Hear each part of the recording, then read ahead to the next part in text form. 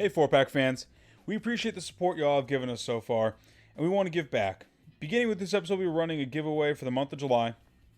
Give us a subscribe on YouTube and comment Hot Take Summer on this or any video we post this month, and you'll be able to win $25 for one of us on CashApp.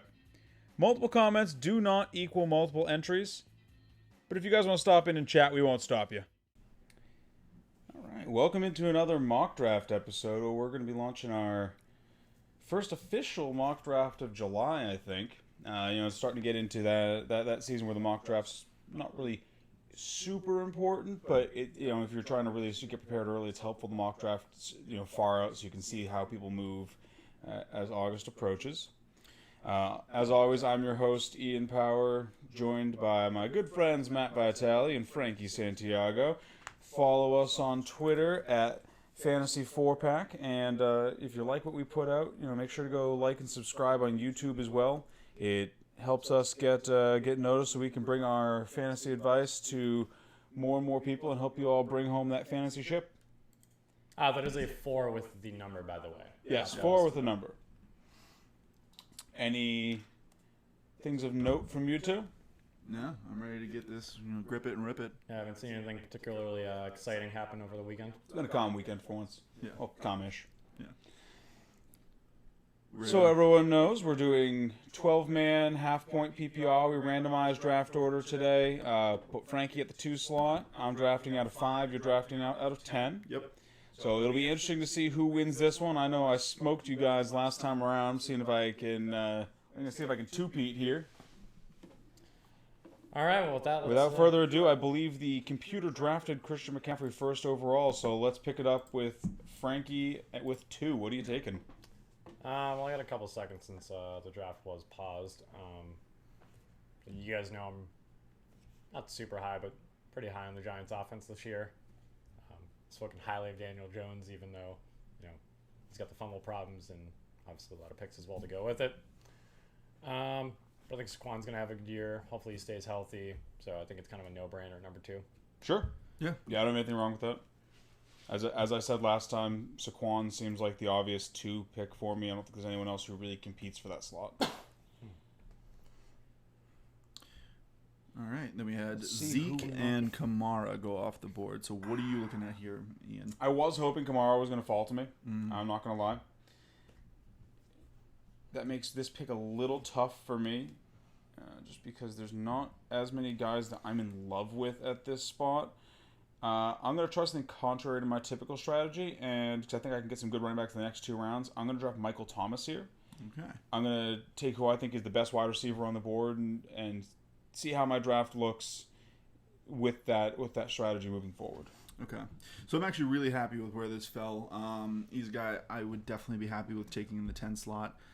Following your pick, it went Derrick Henry, Dalvin Cook, Devontae Adams, Aaron Jones, leaving me with an easy pick here of Joe Mixon. So I'm just going to go ahead and lock him up right now, and hopefully another running back I like falls back to me that I can pair up with him.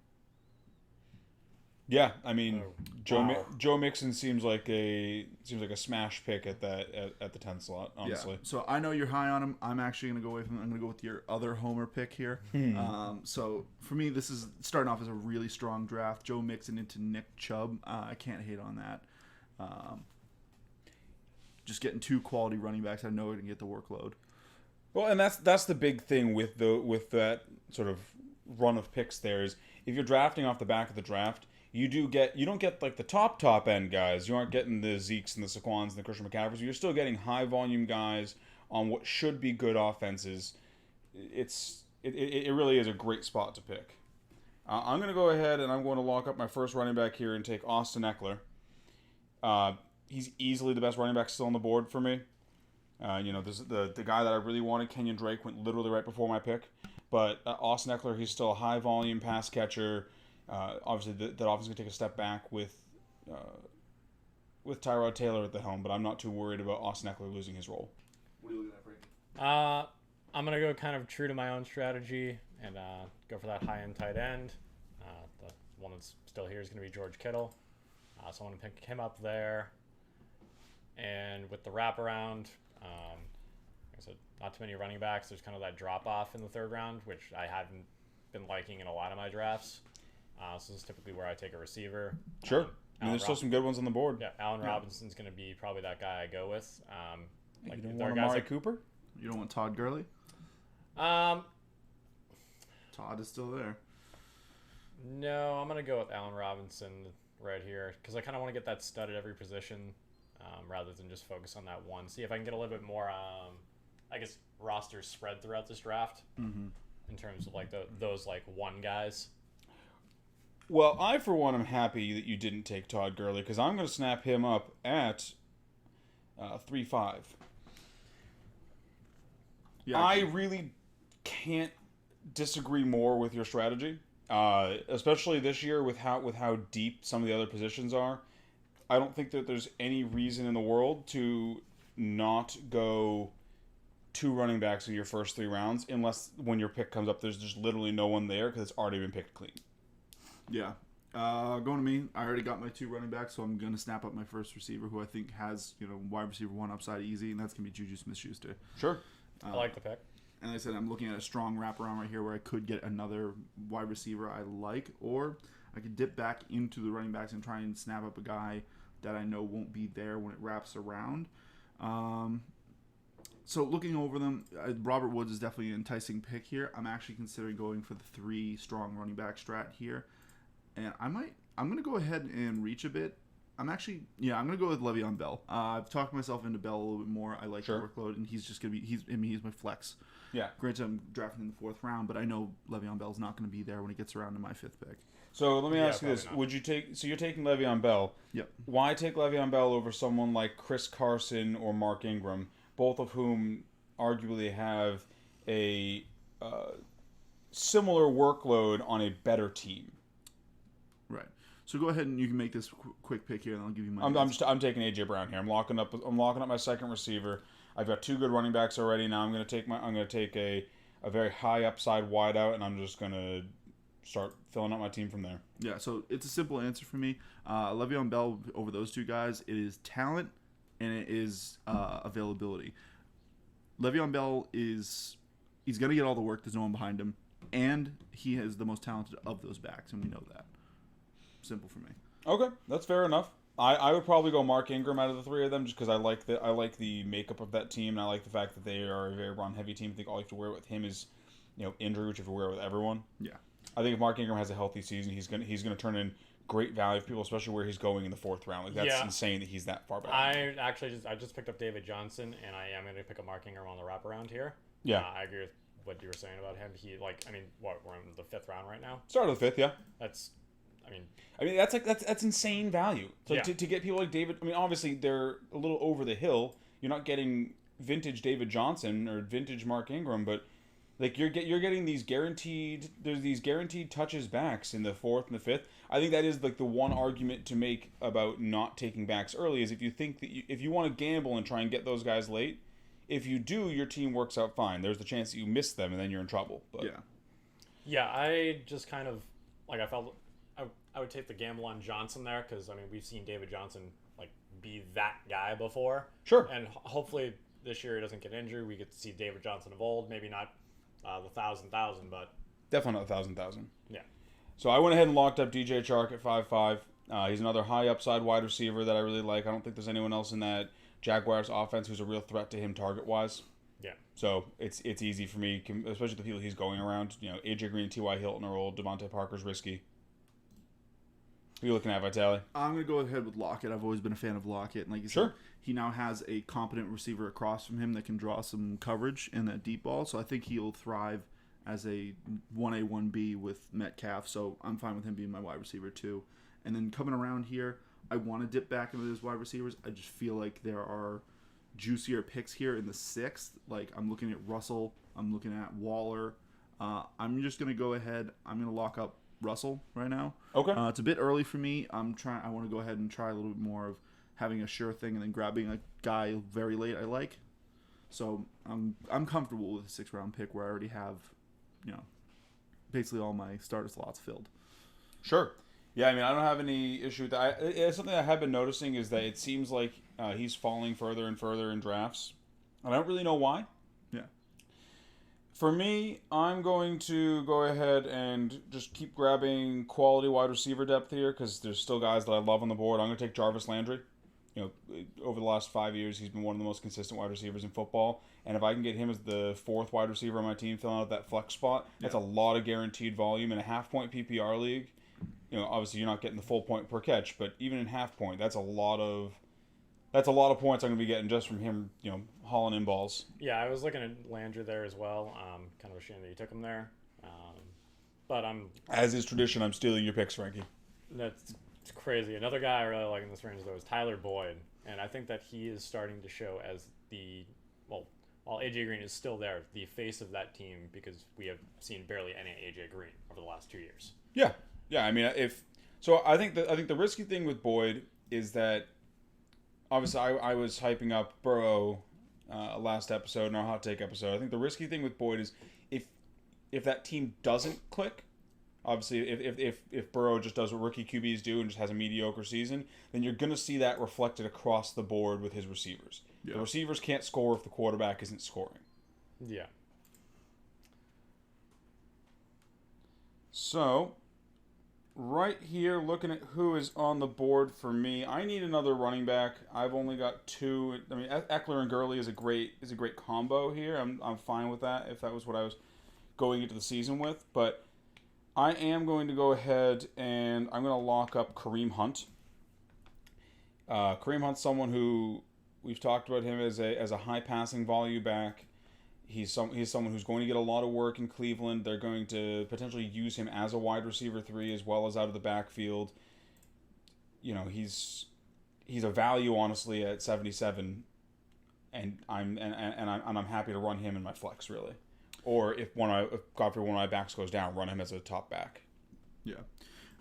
For me, the pick is I'm just going to go ahead and I want to bite a piece of that Giants offense. Sure. And Evan Ingram, the talent's there. I think as long as he can stay on the field, he has, he can sneak in there and get you a lot of quality games, and I'll feel a lot more confident with him at tight end than I will some other guys who are more dart throwy but upside dart throws. Sure. And also, there wasn't nothing jumping off the board for me there. He is consistently one. I'm very rarely drafting him. So I'm not usually drafting tight end that early, but he is very consistently one of the only Giants I actually care about. Mm-hmm. So I do like that pick. All right, so I'm back in the clock here at number 92 overall, 8-8. And I got a interesting mix of players here. I'm probably going to go grab some more running back depth given what I've already locked up, and the quarterbacks are still on the board and the tight ends are still on the board. There's enough there that I'm not really worried about it. Mm-hmm. So I'm going to go ahead and lock up a guy that I like a lot, and I'm going to take Ronald Jones again. He's someone who I consistently come into this part of the draft, and he's always there. And if I can get a guy like Ronald Jones who, sure, he's not the most elusive guy in the world, but he's fast, he's big, and if they can open lanes for him, he's going to he's going to get down the field. I feel happy taking Jones there because I think he's a nice. He's probably not going to be a running back 1, but he's a nice filler piece for my offense. Mm-hmm. Frankie, I know I stumped you because I took your guy, but who are you looking at? No, I picked up what's his name? Crowder right there. Yeah. Really? So why take Crowder over some of the other options that are on the board at that time, like some of the other dart throw running backs, Damian Williams, Jordan Howard, J.K. Dobbins? I think that Sam Darnold's a pretty good quarterback. I won't say I particularly like that Jets offense, but the two people that we've seen put in work in that Jets offense are Le'Veon Bell and Jamison Crowder. While he never has tremendous numbers, he does get the target volume, and especially in half-point PPR, he's getting 12 targets a game, catching 7 of them. That's an extra 4 points right there off of just catches. Fair. Yeah. I like him more in full-point PPR, but in the ninth, beggars can't be choosers. 8th, 9th wraparound. I'm going to come back here, and I am going to take a guy that I just talked about. I'm going to take J.K. Dobbins. He's someone who I really like the talent. I love the talent. I love the placement. And you know what? Sure, he's behind Mark Ingram. Mark Ingram's, 31 years old? I think J.K. Dobbins is someone who, in this range, I'm not a big handcuff drafter, but I think J.K. Dobbins is someone who could have standalone value. And when you factor in how much the Ravens run and how highly they took Dobbins, I believe he was a 2nd-round pick, he's likely going to factor into the offense heavily this year. And if Ingram goes down, all of a sudden he's got the job on one of the most run-heavy teams in the league. Like I love where he's going. Yeah, I went ahead and I took Mecole Hardman just because I think he could easily step in that number 2 spot, and you always want a wide receiver. You always want someone who's catching balls in KC. Yeah. It's hard to pass up on that. I like him more in best ball than in redraft. Yeah.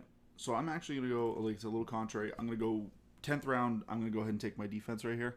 I think for this strategy, for this draft I was coming in, I wanted to fill up my team, my starter slots, sooner rather than later. Basically of like putting my points on the board instead of trying to stack a deep bench, which could hurt me if injuries hit. But I think, if everything works out the way I'm looking at it, it could be a pretty strong squad. I'm not a fan of that strategy. I'm not going to lie. I think there's plenty of defenses that you can grab later in drafts that are just as good. I'm going to go ahead and take Sterling Shepard here, get my 5th wide receiver. He's just another consistent guy. I know he's going to have a role in that offense. What the role is, that's up for debate because there are a couple mouths to feed and they're all kind of in the same range. But I like that Sterling Shepard's sort of like the veteran of that squad. He's been there the longest. He's got chemistry with Danny Dimes. I'm happy taking him in that range. I think he's a bit of a discount Jarvis Landry, if you will. Yeah. Yeah. I am going to take a dart throw here and pick up a guy that I like, and that's Preston Williams down there in Miami. Oof. And then I'm also going to take, one dart throw is fine. Let's take another dart throw here at wide receiver. Let's pick up Justin Jefferson. Frankie, I've seen you play darts. You shouldn't be taking dart throws. If I recall, I regularly smoke you in darts. So let's agree to disagree here. So, all right, I'm back on the clock, huh? Let's take a look here. I see that the guy that I was really eyeing here did fall to me. So I'm going to go ahead and grab one of my favorites to break out at tight end. I'm going to take Hayden Hurst. I keep waffling back and forth on him. I can't decide what I think his role is going to be in that Atlanta offense, but the Atlanta offense is going to be... We all agree the Atlanta offense is going to be great. Yeah. If he does carve out a role in that offense, then I want that part of it. And if he doesn't, I drafted him in the 11th round. Yeah, you're very safe with these picks where if they bust, it's not going to hurt your team in the long run. For me, I'm going to go ahead. I'm going to take Tariq Cohen. Basically, a great guy for half PPR and PPR styles. I'm basically taking a running back, wide receiver. So if I need to slot somebody in, I know he's going to get passing work. Sure. And if that offense starts producing more, I mean, that's just adding more value to what he was, the rock bottom that was them last year. Sorry. But coming back around, there's not much I like right here, so I'm just going to go ahead and I'm going to take Paris Campbell. Like I said, I want to grab the guy who could be the new guy in Indy. Yeah. And we've seen T.Y. have injury issues too. So. Yeah, it's a known thing. And Paris Campbell, in the small sample size we had last year, what I saw, I liked. So I'm willing to throw a 12th round pick at him. Yeah, I mean that makes sense. For me, I've been waiting on quarterback to this point. I'm in the 12th round. I'm going to go ahead and lock up Aaron Rodgers just because, when you can get Rodgers in the same range that you can get Daniel Jones and Ben Roethlisberger and Stafford, it's hard to pass up on that. Yeah. It gets to a point where the value gets to be too good on him for me, and I'll just roll with Rodgers and hope he gets back to Rodgers' form. Yeah, we touched on that a little bit last show, where it's like, for the price that you're paying for Rodgers, obviously there's that. You're paying a borderline QB2 price. Like he's going as like the 10th QB off the board, I believe, which is a crazy discount for someone who could easily return QB1 value. I can't agree more on that one. And I just wish I had someone to stack him with. Yeah. I have David Johnson, and we've seen David Johnson go out a couple times, and I don't typically like drafting my own handcuffs. Sure. I am gonna go ahead and get the other Johnson on that team, which is Duke. The other DJ. And you're drafting Duke Johnson. I am drafting Duke Johnson. We've seen him year in and year out not get the job. What are you hoping for? That he catches you 4 balls a game? Yeah, I'm not a huge fan of him. I mean, he's 13th round. Maybe maybe he can step in for a game or two. He's just a boring 13th round pick. Like, he's not gonna. He's never. If you're playing Duke Johnson, you're losing that. Like, you're in a bad situation if you're being forced to play Duke Johnson. Yeah, I'm not in an ideal situation if I'm forced to play Duke Johnson, but I also have Saquon Barkley, David Johnson, Mark Ingram, and James White. Although I am not super high on James White, I have options ahead of him that I can slot in there. I did do something that I'm likely going to do more of this year, and that is because I'm trying to nail the breakout tight end. So I took a second tight end, which isn't something I've done in the past, but this year I'm really trying to like narrow in on the guys that I think have the biggest chance to succeed, and I locked in T.J. Hawkinson. For me, when I look at the tight end class, there's the obvious guys, but for the less obvious guys, it's Hurst and Hawkinson who are the two have the best chance to break out in my eyes. So I want to attach myself to them as much as I can. Yeah, I definitely agree in that sense. Like I said, it's how I do it more when it comes to best ball, but I don't mind it in redraft as long as they're an attentive owner and you're keeping an eye on both guys to see who looks like they could be the guy. Sure. So for my two picks here, I went Damian Harris into Denzel Mims, two young guys who could take a big leap forward in their team given the opportunity ahead of them. We've seen Sony Michel just isn't getting the job done, and I know as a Pats fan, our sports radio they're calling for his head every other game because of his pedestrian running. So Yeah. A third round pick running back, I'll put some stock in maybe he can do something. Yeah, I mean, I'm not a Sony Michel fan. I'm right there with him calling for his head. Although I will say, news as of this afternoon, Sony Michel is no longer wearing a walking boot on his surgically repaired foot. Wow. So you gotta watch out for that. 3.4 yards this year. I don't think he was running with the boot last year. He could have been, honestly, with how fast he is. But it seemed like he was missing some agility. So maybe that would account for it. But Yeah, I got nothing for you on that front. And with my last two picks here, I picked up a backup quarterback. we're flying through this draft. I started being Josh Allen. And like I said, Daniel Jones, obviously has the fumble issues. Yep. There's some picks, but I mean, could have a week where I need to slot him in there. Obviously, Josh Allen, not the most reliable guy. Something happens to him, then, I mean, and then the last pick is going to be my defense, which is going to be the Saints. Pretty solid all-around defense. Nothing really particularly special there. Are you broken up that you just missed out on Corey Davis? I know how much you love him. Yes, the ghost of Corey Davis. I'm extremely distraught about that. Hey, he was supposed to be a good receiver once. Yeah, and they kept telling us that every year that this is the Corey Davis year. And So I'm obviously on my last pick here, 173 overall, 15.5.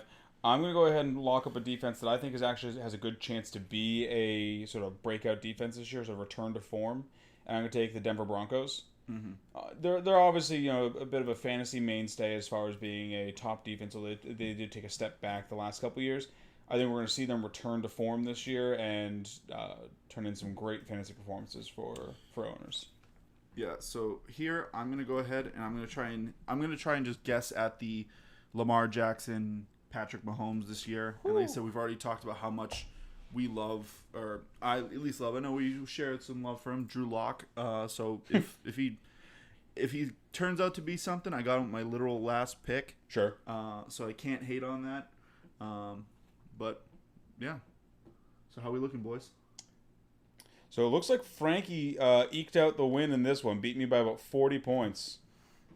Whew, 96 out of 100? Yeah, I got a 91 out of 100. That was a rough one for me. 83. So it looks like Frankie managed to eke out the win in this one. By 40 points?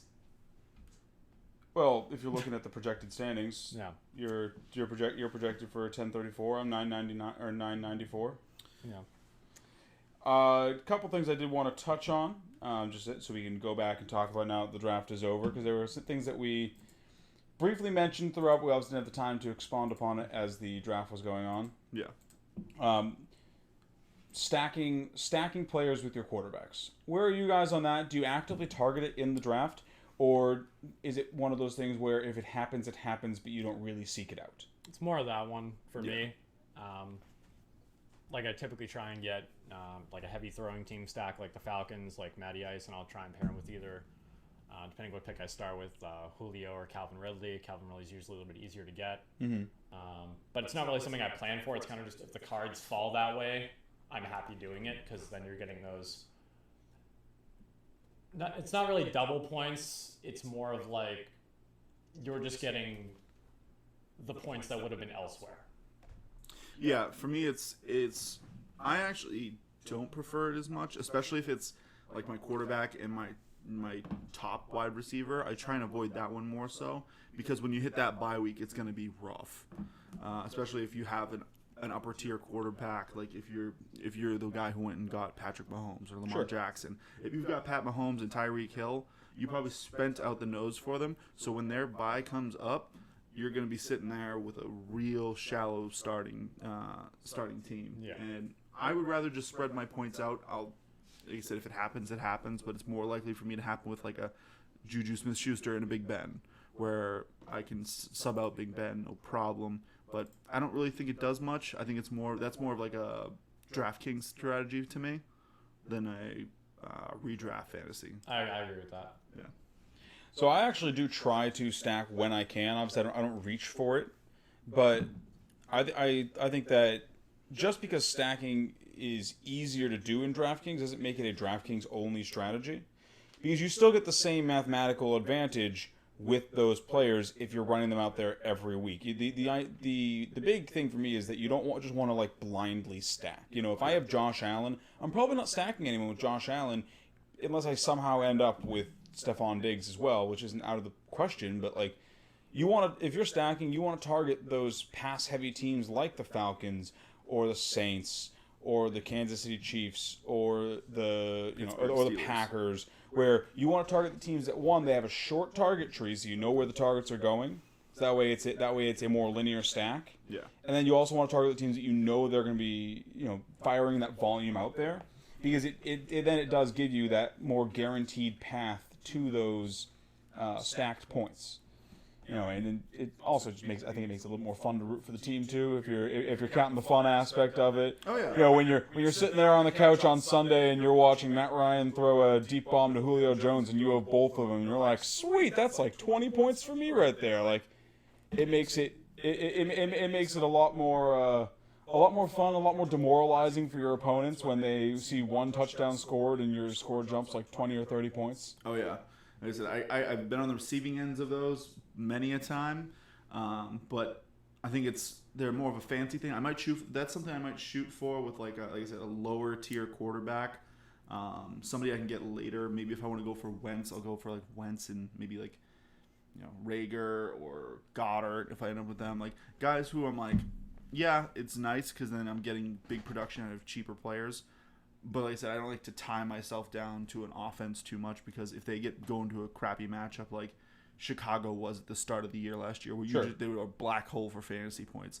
If you've got your stack going into that, then are you sitting studs because of this crappy matchup? And then that is you're never sitting your studs. Exactly. Let's just cover that like right off the bat. Start your studs. If you're someone who you try to get cute and you sit your studs, you deserve to lose, because they're studs for a reason. Yeah. The studs are the players who can beat the bad matchups, and you never want to be the person with Devontae Adams on your bench because he's lining up against Casey Hayward or something, and you're like, all right, well, this could be a bad matchup, and then he goes off for like 150 yards and 2 touchdowns, and you're just sitting there on your bench. Like, that's the worst feeling in the world. Yeah. Also, just to touch on what I meant when I said like those aren't double points, they're just points from other places that I said earlier. It's basically replacement value. Like, you can get those double points for like having Pat Mahomes versus Tyreek Hill, but you can't look at it like that. You have to look at it as, what is that person you're stacking's value over who else you could be getting there. Well, that's why I said I won't reach for it. But if it sets itself up, and and that's why I use Matt Ryan and Julio Jones is a good example, because like Julio Jones is one of those receivers where you're never really sad to have him on your team. And because he's going so early in drafts and Matt Ryan's going so late, there's a lot of teams who can easily stack both of them, because you can take Julio in the second and then 6 rounds later swing back and pick up Matt Ryan. Yeah, it just felt like I needed to clarify for anybody who was confused or. So yeah, it's not actually double points. Yeah. It's just your points become correlated. Yeah, it's like I said, it's for me, it's something I look at if I'm doing any daily fantasy stuff. But as far as my team, it's a cherry on top at most. Sure. I don't act like there's no part of my draft strategy when I'm sitting down and looking at where I'm drafting and be like, all right, I'm here. I can get like with us in our redraft, I'm at 6, so I'm in a prime spot if I wanted to get Michael Thomas. Yep. I'm not angling now to get Drew Brees because I'm in Michael Thomas range. Sure. So. But if you're someone who likes Drew Brees a lot, then that works out even better for you. Yeah. Yeah. Then the other thing that I did want to touch on, just because we briefly breezed over both of these, is skimping on early running backs and taking defenses early.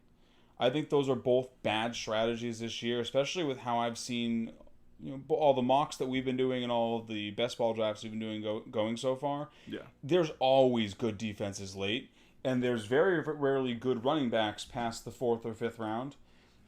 For me, it's an incredibly risky strategy to do both of those because you're with the running back strategy, you're passing up on legit top end talent so that you can lock in a tight end or a quarterback early. Whereas like if you're just drafting those running backs, because we know that the running back position is a position of high attrition. Yeah. If you're just locking in those running backs, then you are in a position to survive that attrition if it happens to you. And if it doesn't, great. You have a lot of trade chips if you want to go hawk those out to teams who are being burned by running back attrition. Yeah. For me, like I said, that's why I wanted to try this a little more off strategy. It's not usually something I practice in actual draft where I'm taking quarterback in the 6th. I usually try and wait on that one. It's usually what I angle for. Taking a defense. Russell is hard to pass up in the 6th, though. Like I said, I think 6 is the absolute peak I would take him. Like that was me knowing I was reaching a bit, but you're getting a very. You can be very confident with him as your quarterback. He's not going to win you weeks as hard as some guys like Patrick Mahomes and whatnot. He's not like the gunslinger that you're going to get like Matt Ryan, but he runs. He's very careful with the ball, so you're not getting turnovers. Those guys I'm willing to. I like consistency with my team, so guys like that I like to angle for a little bit more, even if they don't have the ceiling quite as much, especially in those middle rounds where like a guy like Robert Woods doesn't quite have the ceiling of a Calvin Ridley, but I'd say he has a little more safety. I actually would argue that Robert Woods probably does have a similar ceiling to Calvin Ridley this year, just based on the weight that Rams team shed. There's no more Brandon Cooks. There's no more Todd Gurley.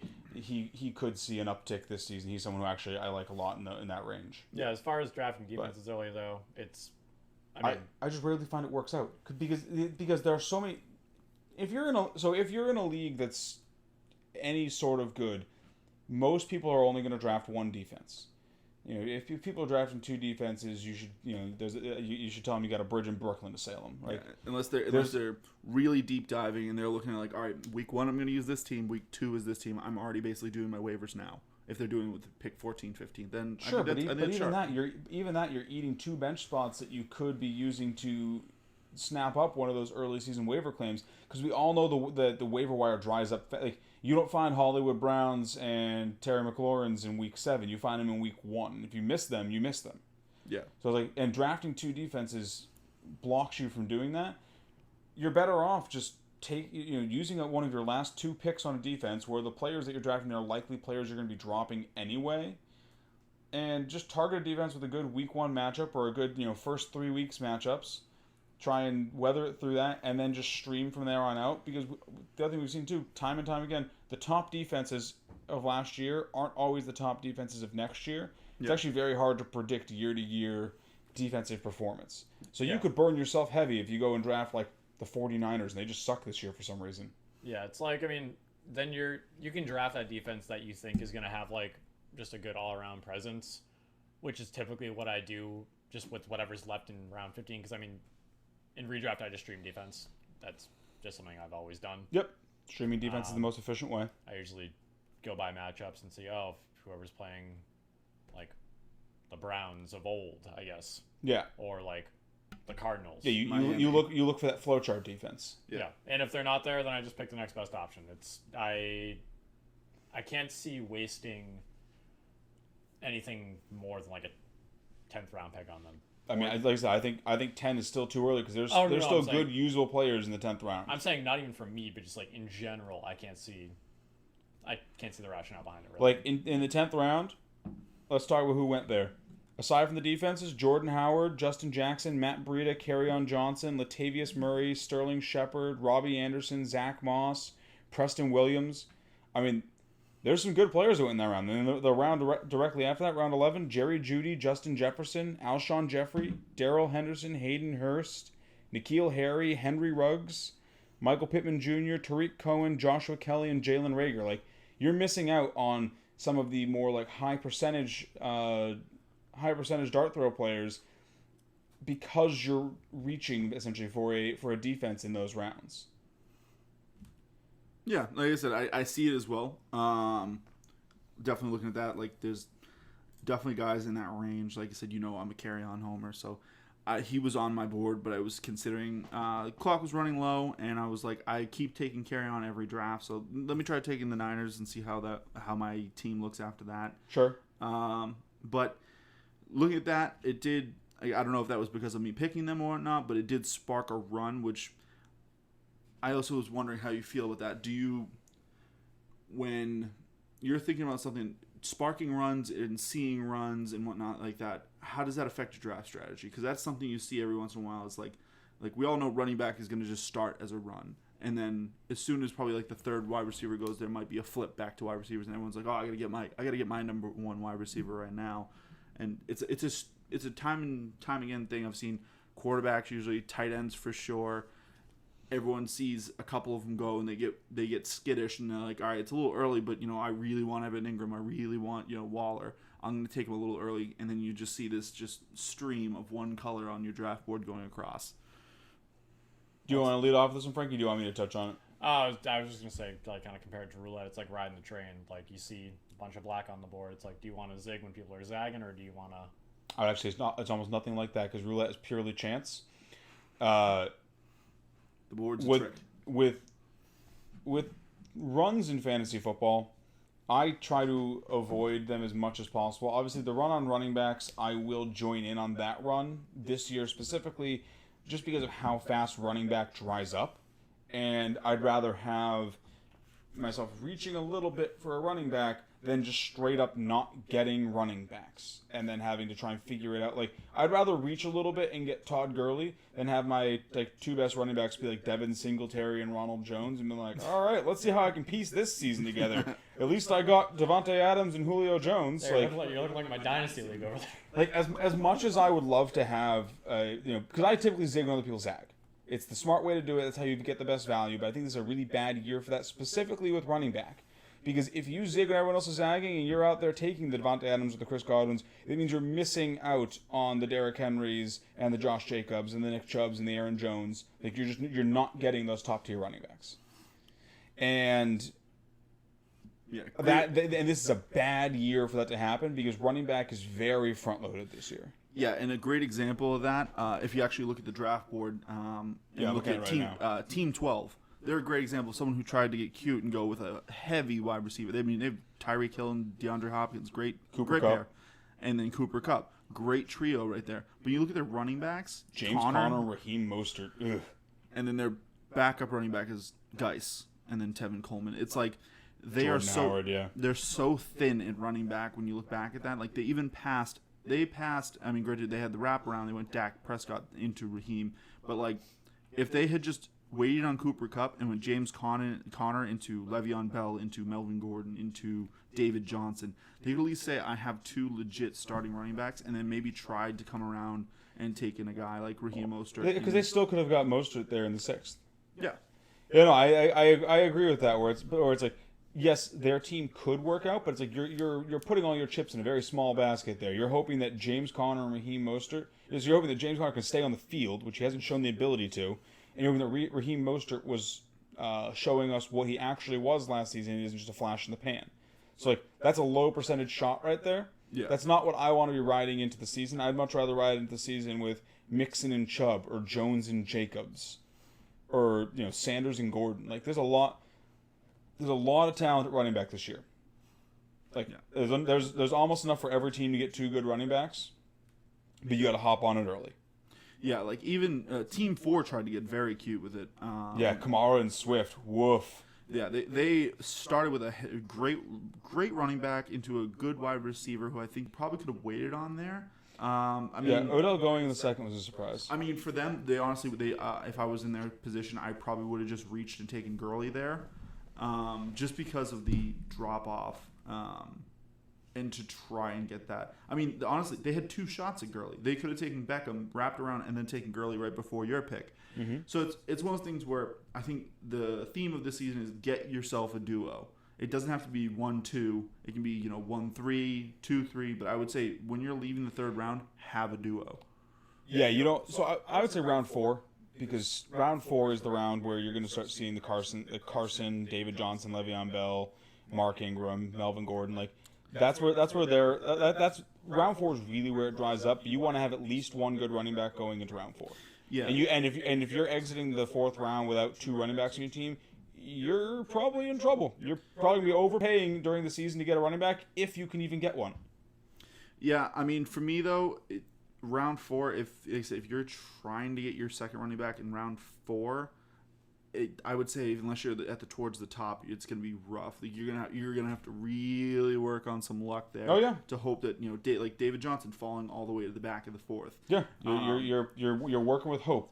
Yeah, so like I said, that worked out definitely for Frankie, and then he was able to get Mark Ingram as well. But you could easily see people who get off the Jonathan Taylor. I could see the Jonathan Taylor train cooling down quite a bit as people look at, like, why would I take Taylor over Mark Ingram? I know Mark Ingram has J.K. Dobbins behind him, but Mark Ingram has the role that's a run-heavy team.